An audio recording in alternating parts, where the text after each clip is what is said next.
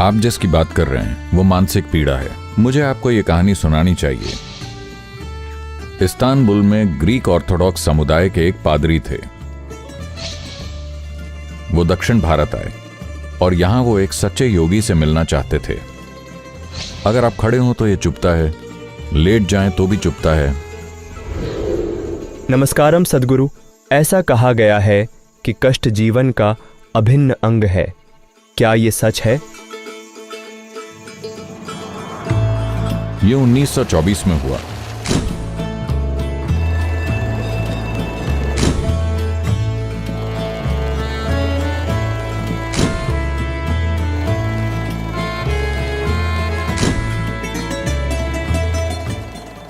Istanbul में Greek Orthodox समुदाय के एक पादरी थे।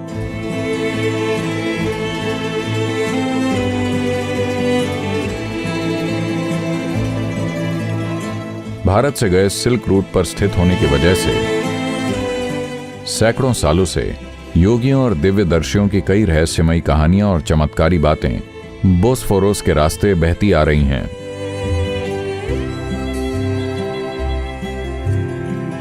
तो इन पादरी की हमेशा से ये इच्छा थी कि वो भारत जाकर किसी दिव्यदर्शी या योगी से मिले।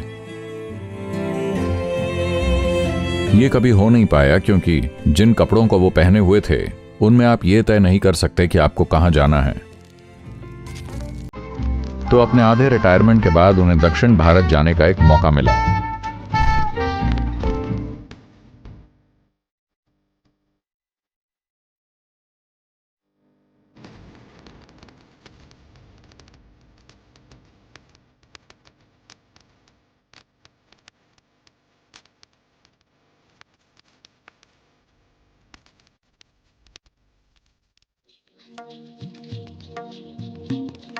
तो वो दक्षिण भारत आए और वो एक सच्चे योगी से मिलना चाहते हैं। तो किसी ने उन्हें बताया, देखिए अगर आप उस पहाड़ पर ऐसे जाएं तो वहां एक गुफा है, उसके सामने एक योगी है, वो वहीं बैठे हुए होंगे, आप उनसे मिल सकते हैं। मिलने के लिए वो एकदम सही आदमी है।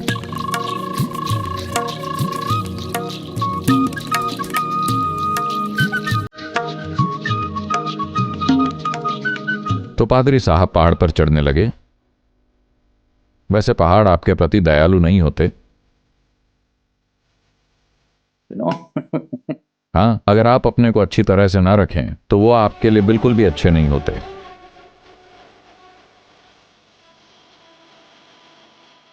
तो महाशय किसी तरह हांफते हुए ऊपर गए।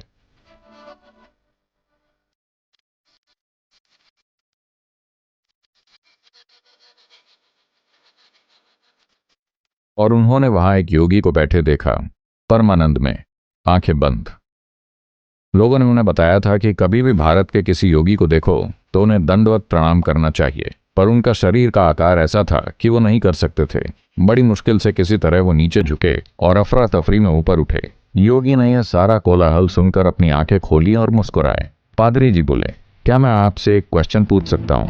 योगी बोले, हाँ बेशक पूछिए। तो पादरी ने पूछा, जीवन क्या है? योगी ठहाका मार के हंसे और बोले, जीवन मानो बसंत की मंद हवा में चमेली की सुगंध जैसा है। पादरी जी अचरज में बोले, क्या बसंत की मंद हवा में चमेली की खुशबू? पर मेरे टीचर ने तो मुझे बताया है कि जीवन एक कांटे जैसा है। एक बार आप में घुस गया तो आप बैठे तो ये चुभता है, खड़े हो तो ये चुभता है, लेट जाओ तो भी चुभता है। और आप कह रहे हैं कि बसंत की मंद हवा में चमेली की सुगंध जैसा है। ये क्या माजरा है? उसने पूछा। योगी मुस्कुराए और बोले, वो उनका जीवन होगा।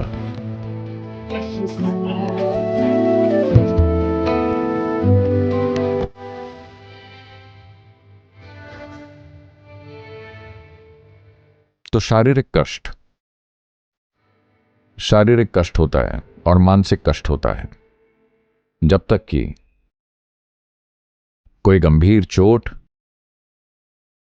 या बीमारी ना हो, आमतौर पर शारीरिक कष्ट ज्यादा नहीं होता। कभी कभार होता है, आता जाता रहता है, पर ज्यादा कुछ नहीं। इंसान ज्यादातर मानसिक कष्ट से होकर गुजरते हैं। अगर कोई शारीरिक कष्ट हो तो हमें बस उससे दूर हो जाना होता है। अगर हम यहां बैठे हों और कोई चीज हमें चुभे तो हम दोबारा वहां नहीं बैठेंगे, हम और कहीं बैठेंगे। हमें पता होता है कि शारीरिक कष्ट से कैसे बचा जाए जब तक कि हम किसी युद्ध वाले जोन या किसी हिंसा वाली परिस्थिति में ना हों। ऐसा किसी इंसान के साथ नहीं होना चाहिए, पर दुर्भाग्य से कुछ लोगों के साथ यह होता है। शारीरिक दर्द आपके लिए अच्छा होता है। मैं जानता हूं यह लोकप्रिय बात नहीं है, पर मैं ये इसलिए कह रहा हूं क्योंकि अगर आपके शरीर में कोई दर्द ना होता तो ज्यादातर लोग ये भी ना जानते कि इस शरीर को सुरक्षित कैसे रखना है। अब देखिए, जहां पर भी आपके शरीर में दर्द नहीं होता, हमने उसके साथ क्या क्या किया है।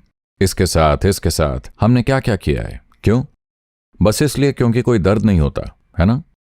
अगर आपकी नाक में कोई दर्द ना होता तो फैशन के नाम पर अब तक आप उसे कितने प्रकार से काट चुके होते।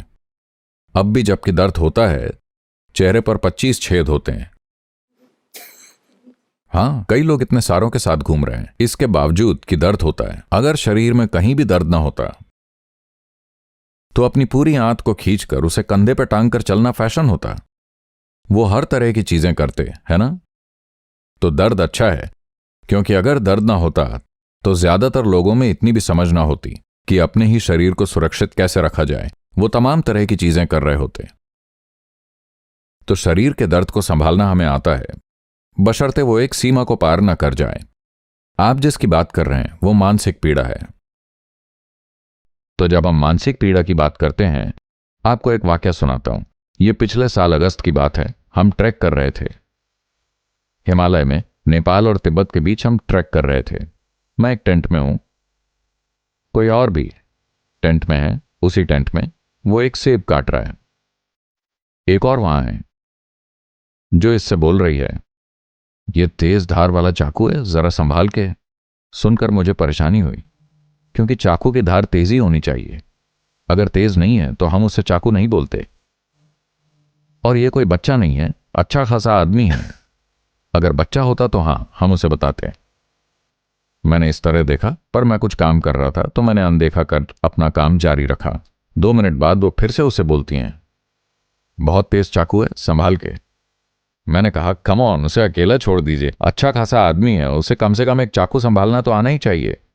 कोई अंतरिक्ष यान या ऐसा कुछ नहीं चला रहा वो। एक चाकू है, एक पूर्ण विकसित आदमी चाकू संभाल सकता है। वो बोली, नहीं सदगुरु, बहुत तेज धार है। मैंने कहा छोड़ो, और अपना काम करने लगा। जैसे ही मैं करने लगा, वो फिर से फुसफुसाई, धार बहुत तेज है, संभल के काटना। और 2 मिनट के अंदर उसने अपना हाथ काट लिया। Okay. मानो उसे आभास था कि वो अपना हाथ काटने वाला है। फिर मैंने कुछ नहीं कहा। मैं आपको ये इसलिए सुना रहा हूं क्योंकि बस यही आपके साथ भी हुआ है। अगर हम दूसरे और किसी भी प्राणी की तरह होते, इस दिमागी क्षमता के बिना जो अभी आपके पास है। दिमागी बुद्धि की प्रकृति ऐसी होती है कि उसे तेज होना चाहिए। अगर वो तेज नहीं है तो वो किसी काम की नहीं है, हाँ या ना?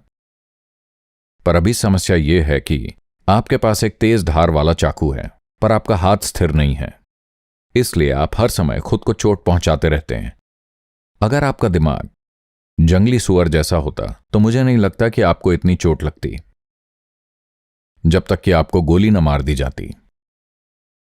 चूंकि आपके पास इंसान की बुद्धि है जो तेज है और आपका हाथ संतुलित नहीं है, हर दिन आप किसी न किसी वजह से खुद को ही काट रहे हैं, चाहे दुख हो या सुख।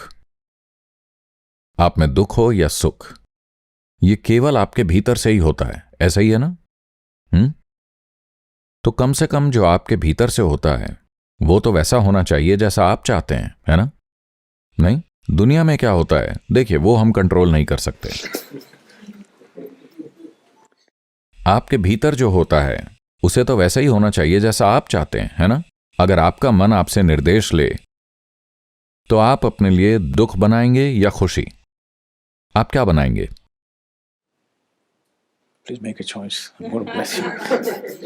Joy, of course. कृपया एक विकल्प चुनिए, मैं आपको आशीर्वाद देने जा रहा हूं। बेशक खुशी तो समस्या कष्टों के बारे में नहीं है। समस्या ये है कि आपके पास एक जटिल कंप्यूटर है, पर आपने उसका यूजर मैनुअल नहीं पढ़ा है। बस सारी समस्या यही है। अगर आपका मन आपसे निर्देश ले तो निश्चित ही आप अपने आप को सबसे ऊंचे स्तर की खुशी में रखेंगे। हाँ, आपकी अपने लिए क्या चॉइस होगी? सबसे ऊंचे स्तर की खुशी, कम से कम अपने लिए तो। अपने पड़ोसी के लिए क्या चाहते हैं, इस पर दो राय हो सकती हैं, पर जो आप खुद के लिए चाहते हैं वो बिल्कुल साफ है ना? It's not happening not because of something gone wrong in your life. It's just that your mind does not take instructions from you. It's as simple as that. ये नहीं हो पा रहा है इसलिए नहीं कि आपके जीवन के साथ कुछ गलत हो गया है, बस इतना है कि आपका मन आपसे निर्देश नहीं लेता। बस इतनी सी बात है। समय आ गया है कि आप इसका चार्ज ले लें। जो एक चमत्कार है वो इस धरती पर दुख बनाने की एक मशीन बन गई है। इंसानी मन सबसे उन्नत उपकरण है जो आपको इस ग्रह पर मिल सकता है। हाँ या ना? क्या आप मुझसे सहमत हैं? पर यह दुख बनाने की एक मशीन बन गया है। इंसान के सारे दुखों का निर्माण यहां हो रहा है ना? तो दर्द को रूमानी मत बनाइए। इसका मतलब यह हुआ कि आपको इंसानों की खुशहाली में रुचि नहीं है। हर समय इस दुनिया में दर्द को बड़ा रोमांटिक बनाया जाता है। अगर आप दर्द को रूमानी बनाते हैं तो इसका मतलब आपको इंसानों की खुशहाली में इंटरेस्ट नहीं है। आप उसके साथ खिलवाड़ कर रहे हैं। इंसान के दर्द के इर्द गिर्द संगीत है, उस पर मूवीज बनती हैं। इंसान के दर्द पर ड्रामे बनते हैं। इसे बड़ा ही रोमांटिक बनाया जाता है।